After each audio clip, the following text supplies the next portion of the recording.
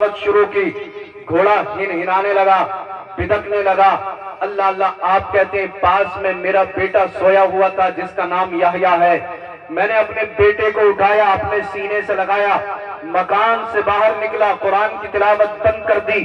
کیا دیکھتا ہوں میرے گھر کے اوپر ایک سائبان سا مجھے نظر آیا، اس میں ایک چراغ روشن تھا جس نے پورے علاقے کو نور سے منور کیا ہوا تھا۔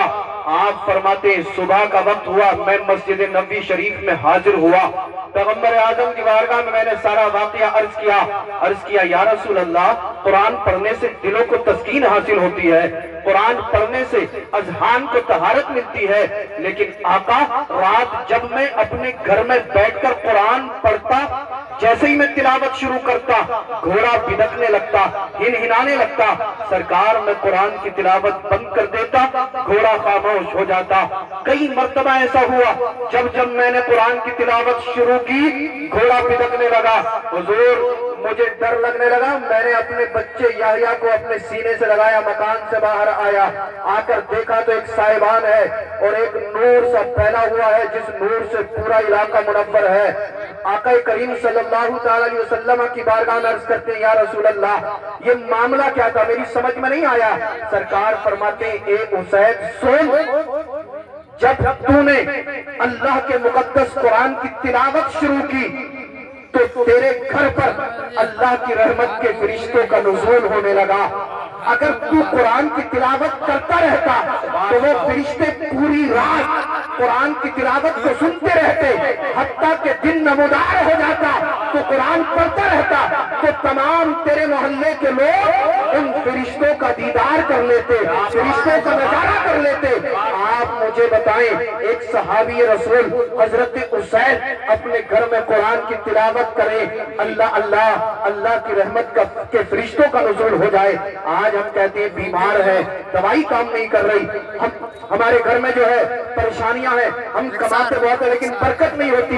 اے سنی زندہ دل غیور مسلمانوں، میں آپ سے ہاتھ جوڑ کر عرض کرنا چاہتا ہوں، زیادہ بھی نہیں تو کم از کم 15 منٹ اپنے گھر میں بیٹھ کر قرآن کی تلاوت ضرور کیا کریں۔ اگر آپ قرآن پڑھیں گے انشاءاللہ بیماریوں سے شفا مل جائے گی، قرآن پڑھیں گے قلوب کو تسکین مل جائے گی، قرآن پڑھیں گے انشاءاللہ اللہ کی رحمتوں کا نزول ہوگا، قرآن کی تلاوت کریں گے اللہ تمہیں دنیا اور آخرت میں سربلندی عطا فرما دے گا۔ بے شک سبحان اللہ، بے شک اللہ اکبر، یا رسول اللہ، زندہ باد، زندہ باد، اللہ اکبر، یا رسول اللہ، سبحان اللہ سبحان ہے قول محمد قول خدا، فرمان نہ بدلا جائے گا، بدلے گا زمانہ لاکھ مگر قرآن نہ بدلا جائے گا۔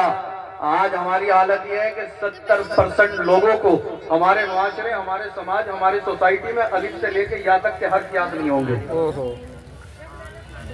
بس تعویذ چاہیے، تعویذ سے کام ہو جائے۔ میں تعویذات کا منکر نہیں ہوں، بہت دور سے لوگ میرے پاس تعویذ لینے آتے ہیں، مگر میرے بھائی آپ مجھے بتائیے جب تک ہم نماز پنجگانہ با جماعت ادا نہیں کریں گے اور احکام قرآن کا عمل نہیں کریں گے تو دنیا کا کون سا تعویذ آپ کو بیماریوں سے، عذاب سے چھٹکارا دلا سکتا ہے؟ ہم خود بھی قرآن نہیں پڑھتے اور اوپر سے ایک بہت بڑی خرابی ہمارے اندر یہ پیدا ہو گئی کہ ہم ان علماء کی مخالفت کرتے، ان کی برائیاں کرتے، معاذ اللہ ہم حفاظ کرام کی چغلیاں کرتے۔ کان کھول کر سننا، اللہ نے ان علماء کے قدموں میں برکتیں رکھی ہے۔ میرے آقا فرماتے ہیں اگر ایک حافظ قرآن کسی بستی سے گزر جائے تو اللہ رب العزت 40 دن تک اس بستی سے عذاب کو اٹھا لیتا ہے اور 40 دن تک اس بستی میں اللہ کی رحمتیں نازل ہوتی رہتی ہیں۔ اللہ اللہ ایک حافظ قرآن اگر قبرستان کے قریب سے گزر جائے تو 40 دن تک اس قبرستان سے عذاب کو اٹھا لیا جاتا ہے۔ یہ علماء اسٹیج پر تشریف فرما اگر مجھ سے لفظش ہوگی تو میری اصلاح فرمائیں گے۔ حدیث کے اندر لفظ آیا ہے مرہ علی القریہ، مرہ یمرو کا معنی آتا ہے گزر جانا۔ اللہ اللہ میرے آقا فرماتے ہیں ایک حافظ قرآن، قاری قرآن، عالم و عمل अमल कब्रिस्तान के करीब से सिर्फ गुजर जाए, कुछ पड़े ना, अल्लाह 40 दिन तक उस कब्रिस्तान से अजाब उठा लेता है। अरे यार अब तो क्या ही तो मचाते, सुभान अल्लाह। यहीं तक नहीं, सरकार आला हजरत अलैहि रहमा की बारगाह में किसी ने अरीजा पेश किया, अर्ज करता हुजूर एक हाफिज कुरान, कारी कुरान अगर कब्रिस्तान के करीब से गुजर जाए, अल्लाह 40 दिन तक उस कब्रिस्तान से अजाब को उठा लेता है। ए सरकार आला हजरत, अगर कोई आलिम व अमल, आलिम रब्बानी, आलिम दीन कब्रिस्तान के करीब से गुजर जाए तो अल्लाह रब्बुल इज्जत कितने दिन के लिए उस कब्रिस्तान से अजाब को उठा लेगा? आला हजरत ने जवाब दिया, ए नादान सुन, एक हाफिज कुरान अगर कब्रिस्तान के करीब से गुजर जाए, अल्लाह 40 दिन तक उस कब्रिस्तान से अजाब उठा लेता है, मगर सुन, अल्लाह की रहमत से उम्मीदें कमी है, अगर कोई आलिम व अमल कब्रिस्तान के करीब से गुजर जाए तो अल्लाह रब्बुल इज्जत क़यामत तक के लिए उस कब्रिस्तान से अजाब को उठा लेगा। सुभान अल्लाह, सुभान अल्लाह, तकबीर, अल्लाह अकबर, नारे रिसालत, या रसूल अल्लाह, पैगाने गौसे आज़म, जिंदाबाद, मसलके आला हजरत, जिंदाबाद, अज़मते उलमाए अहले सुन्नत, अज़मते हुफ़्फ़ाज़े इकराम, जश्ने दस्तार बंदी, मदरसा कादरिया चिश्तिया बरकाते रज़ा। है कौले मोहम्मद कौले खुदा, फरमान न बदला जाएगा, बदलेगा जमाना लाख मगर कुरान न बदला जाएगा। इन उलमा से मोहब्बत करो। आका ने फरमाया, जिसने किसी आलिम दीन से मुसाफा किया उसने मुझसे मुसाफा किया, जिसने किसी आलिम दीन को खिलाया उसने मुझे खिलाया, जिसने आलिम दीन के चेहरे को देखा उसने मुझे देखा, और जो आलिम दीन के पास बैठा वो मेरे पास बैठा। और सरकार फरमाते हैं, जो दुनिया में मेरे पास बैठेगा अल्लाह कयामत के दिन उसे मेरा कुर्बे खास अता फरमाएगा। इन्हें गालियां मत देना, इनकी मुखालफत मत करना, इनकी चुगलियां मत करना। मैं अपने पास से नहीं कह रहा हूँ, बल्कि मेरे आका इरशाद फरमाते हैं, लईसत मिन उम्मती, जो उलमा इकराम को गालियां देते, चुगलियां करते, गीबत करते, सरकार ने फरमाया वो मेरी उम्मत से नहीं है, मैं अपनी उम्मत से उसका बाइकआउट करता हूँ। सरकार जिसे अपनी उम्मत से निकाल दे वो अपना ठिकाना जहन्नम में तलाश कर ले। इसलिए जरूरी है कुरान पढ़ो, अहकाम कुरान पे अमल करो, और दुनिया वालों को ये बता दो, ये दुनिया वालों हमें तुमसे मोहब्बत नहीं है, हमें तो मदीने वाले मुस्तफा से मोहब्बत है। सुभान अल्लाह। आज हम कुरान नहीं पढ़ते। संभल का एक वाकया हमने सुना कि एक साथ से 4 साल हसन भाई शादी को हो गए, लेकिन उनके यहाँ पे औलाद कोई नहीं जी। 4 साल के बाद वो अजमेर शरीफ गए, ख्वाजा गरीब नवाज की बारगाह में जाकर दुआ की, तो अल्लाह रब्बुल इज्जत ने उनकी दुआ कबूल फरमाई और उनके यहाँ पर बेटे की पैदाइश हुई। सुभान अल्लाह, सुभान अल्लाह। जब इस शख्स के यहाँ पर बेटा पैदा हुआ, इसने वुजू किया, मस्जिद में आया, 4 रकात नफल नमाज शुक्राने की अदा की और दुआ की, परवरदिगार आलम बारे इलाह, खालिक कायनात, मालिक कायनात, तेरा करोड़ करोड़ एहसान है, सालों से बरसों से परेशान था, मौला तूने अपना करम फरमाया, फजल फरमाया, अपने महबूब के सदका तुफैल मुझे ये नेमत अता की। मौला जब तूने मुझे बेटा दिया है तो मेरी तमन्ना ये है कि मैं अपने बच्चे को हाफिज कुरान बनाऊंगा, कारी कुरान बनाऊंगा। अल्लाह अल्लाह यर्ज करता है, मौला मेरे बच्चे को शैतान के शर से बचाना, हासिदों के हसद से बचाना, जालिमों के जुल्म से बचाना, फित्तीन के फितनों से बचाना।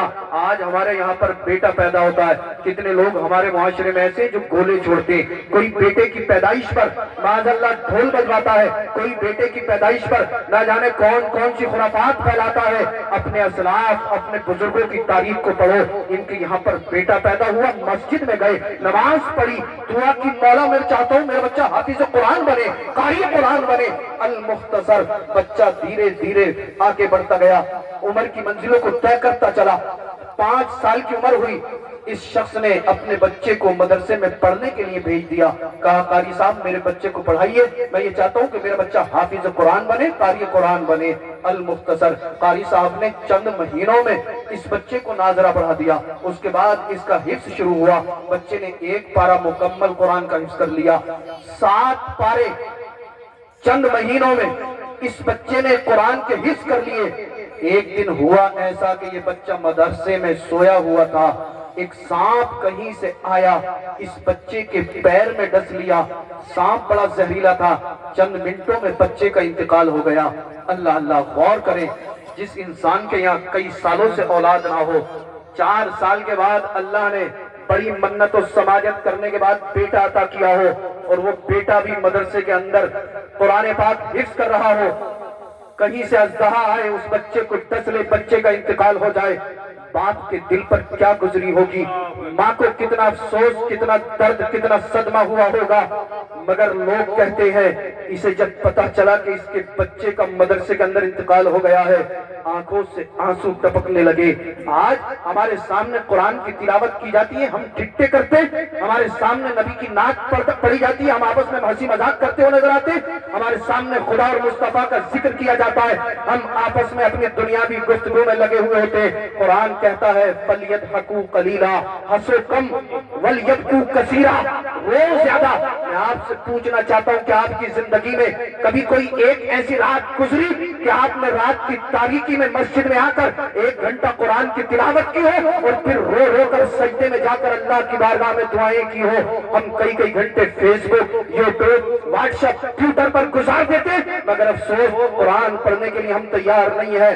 ان علماء کرام کی موجودگی میں بڑی ذمہ داری کے ساتھ چند کلمات عرض کر دینا چاہتا ہوں۔ اگر آج بھی ہم راتوں کو جاگ کر قرآن پڑھیں گے، بستی والے سو رہے ہوں گے، گاؤں والے سو رہے ہوں گے، رب کی رحمت کے فرشتے عرض کریں گے پروردگار عالم، بارے الہ، خالق کائنات، مالک کائنات، چندوار کی مڈیا ہے، تمام بستی والے سو رہے ہیں، تمام گاؤں والے سو رہے ہیں، مگر مولا اسی بستی میں تیرا ایک بندہ ایسا ہے جو رات کو جاگ کر قرآن پڑھ رہا ہے۔ اگر اس کا قرآن پڑھنا رب کو پسند آ گیا، رب فرمائے گا اے فرشتوں، تم قیامت کے دن کے لیے گواہ ہو جاؤ، اس کی تلاوت کی برکت سے میں نے اس کے بھی اور اس کے گھر والوں کے گناہوں کو بھی معاف فرما دیا۔ نعرہ تکبیر، نعرہ رسالت، عظمت قرآن، شان قرآن، مسلک اعلی حضرت حضور سید رضوان میاں صاحب قبلہ ہے۔ قول محمد قول خدا، فرمان نہ بدلا جائے گا، بدلے گا زمانہ لاکھ مگر قرآن نہ بدلا جائے گا۔ مدرسے کے اندر اس بچے کا انتقال ہو گیا، اس کے باپ کو جب خبر ملی آنکھوں سے آنسو ٹپکنے لگے، روتے ہوئے رب کی بارگاہ سے میں عرض کرتا پروردگار عالم، تو نے مجھے بیٹا دیا تھا، میں تیری رضا میں راضی ہوں، تیری امانت کی تو نے لے لی، مولا میری تمنا یہ تھی کہ میرا بچہ حافظ قرآن بنے۔ پروردگار عالم 7 پاروں کا اس نے حفظ کیا تھا، مولا وہ اس دنیا سے چلا گیا۔ اب میری آرزو، میری طلب، میری چاہت، میری تمنا یہ ہے کہ مولا میرا بچہ جب حشر کے دن اپنی قبر سے اٹھے تو 7 پاروں کا حافظ قرآن نہیں بلکہ مکمل قرآن کا حافظ بن کر المختصر